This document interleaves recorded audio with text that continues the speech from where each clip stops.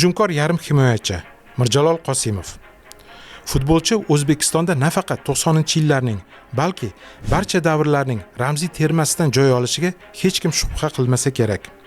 O'zbek futbolining tirik afsonasi, super yulduzi, jarima zarbalari va aniq uzatmalar ustasi, jamoa yuragi, sardori, dispetcheri. Mirjalol Qosimov 1970-yilda Toshkent shahrida tug'ilgan. O'zbek futbolidagi katta nom. Futbolchi hali sho'ro davridayoq Yevropa va jahon chempioni bo'lishga ulgurgan edi. Mustaqillik yillarida Mirjalol Qosimov Paxtakorda orada uzilishlar bilan, Mashalda, Rossiyaning Alaniya, Krili Sovetov, Birlashgan Arab Amirliklarining Ash-Shabab jamoalarida o'ynagan. Terma jamoada 67 ta o'yinda maydonga tushib, 31 ta gol urgan. To'g'risi, Mirjalol Qosimov haqida odam nimani gapirishni ham o'ylab qoladi. U haqida yozilmagan kitob, olinmagan intervyu, ishlanmagan film, yozilmagan maqolaning o'zi qolmagan.